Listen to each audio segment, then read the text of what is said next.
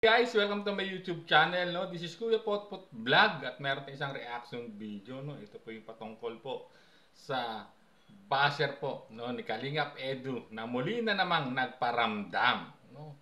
At syempre, bago tayo magsimula ay mag-shoutout po muna tayo. May galap shoutout po sa ama ng Kalingap na si Kuya Bal Santos Matubang, Ate Edna Vlogs, Kalingap Rab, 10 ng kanyang mga kasamahan. At syempre, may galap shoutout din po sa lahat po ng sumusuporta sa buong Team Kalingap. Isang mapagpalang umaga po, tanghali o gabi mga Kalingap, saan man kayong sulok na mundo naroroon. Naway lagi po kayong gabayan ng ating poong may kapal.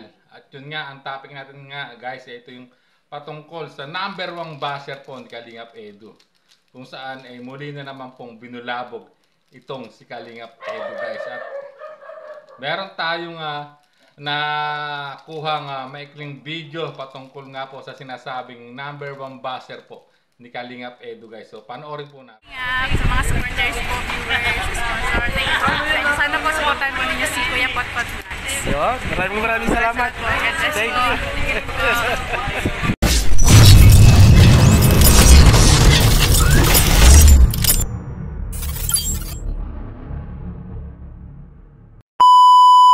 Dahan-dahan. Tama bansot ka. Anong butas? Ayos dito ah. May ganito pala dito. Joke lang. Sakto lang. Tama yan, mabilad-bilad ka naman ng konti. Nangunguti ka na ulit eh. Gusto mo palang white eh. Grabe ngayon ah. Ibang klase ang pormahan ta ah. Ano yan? Maano ka ba? Magpupotoshoot ka ba sa dagat? Hindi, maniligo lang tayo. Naka-ready ka ba? Nagbikini ka ba? Parang nagbibikini Hindi ka. ako ganun. Wala ka. Yun, parang nagulat di ako sa ganyan ng forma mo ha. Sorry. Okay lang, maganda naman eh. Maganda. Okay lang ba? Lalo na dinagdagan mo pa ng mga alahas mo. Galing sa ano, ang ganda. Lalong na-enhance yung kagandahan mo. Wow. Sana ay. Sana oy. Parang ano. Maimi mo ko. Nung nanood lang tayo nung fashion show, tapos ganyan na, parang nainggit ka yata sa mga nag-ano doon ha. Rumarampa. Ano ka? First year college ka na nga, no? 4 na taon pa yun. Mahaba-haba pang tayo. Kaya mo Grabe. Kaya ba? Subukan. Susubukan. Subukan natin. Nakakadalawa na ako. 2 years na. Padalawa na. 4 pa. Oo, kaya bigyan mo ako ng mga pampalakas dyan na ano,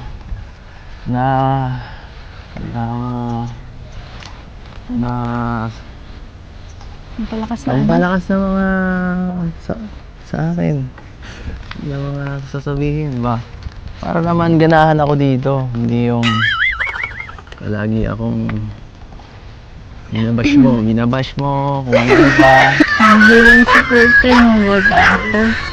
Wala ba yan? Oo. Pag tayo lang iba eh. Pag inaway mo, kagbabash talaga kita. Yun guys, no? At dito no sa pag-uusap nila doon sa may ano no, malapit sa Dalampasigan no ay napansin no ni Kalingap Edu itong naging outfit po no ni Beyonce at medyo nagalangan siya dahil alam naman natin si Kalingap Edu ay medyo conservative pagdating sa pananamit po ni Beyonce no, pero naging maganda naman ang naging approach niya at sabi nga no lalong na-enhance yung kagandahan no, at medyo nagre-request pa si Kalingap Edu rito na pampalakas, ngunit mukhang hindi mapagbibigyan at nga yung nasabi na basher nga no, lagi daw siyang binabas ni YP itong si Kalingap Edu na agad namang bumawi po si Baby Beyonce na number 1 supporter mo baga ako, sabi nga niya no, medyo inusdaw mo natin ng kanyang pagsasalita dyan sa sinabi niyang yan no, yung tugon niya kay Kalingap Edu. At kung natatandaan niyo mga Kalingap, di ba, sa isang live po ni Kalingap Edu, no, mga ilang buwan na rin na nakararaan, sinabi niya, di ba, pabiro niyang sinabi na po na si Beyonce ang number 1 basher po ni Kalingap Edu. Kaya po nagulat ako at natawa ko rito nang sinabi. Naalala naman uli ni Kalingap Edu na basher niya nga itong si YP, no? At ang sinabi ng bandang huli dito, no, ni YP, no, na ibabas daw niya talaga si Kalingap Edu kapag inaway siya, dahil talagang grabe itong naging usapan dito po sa part na to, no, ng sa video clip na to ng episode 80 po ng EDSI. Grabe po talaga dito ay parang dito na ay yung assurance na i-confirm po ni YP kay Habi, guys, no. Talagang natatawa talaga ako, no, na biglang naalala na naman niya ni Habi yung pangbabas po niya kay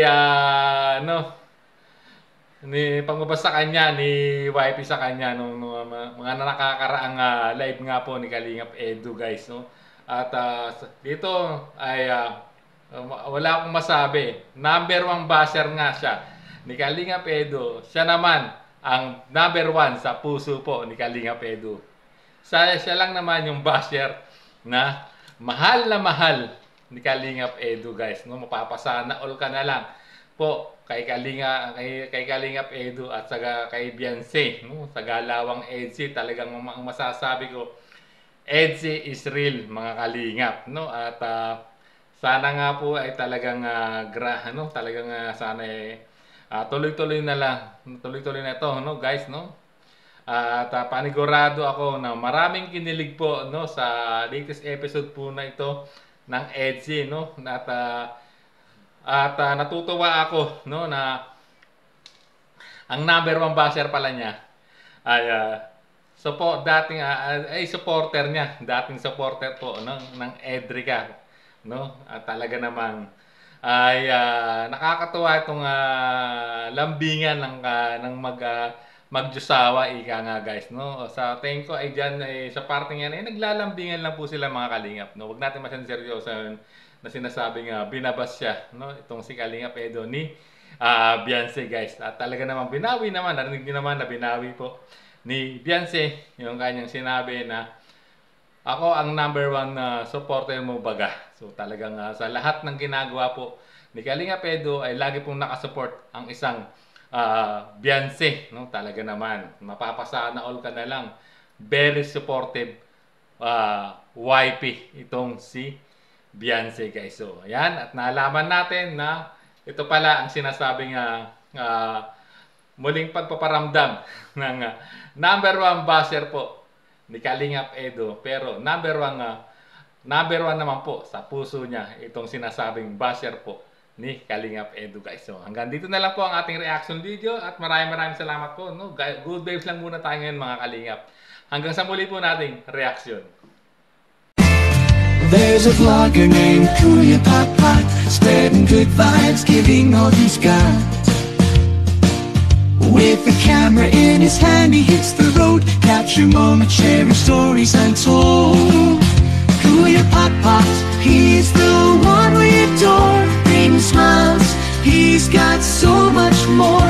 In this crazy world, he is a ray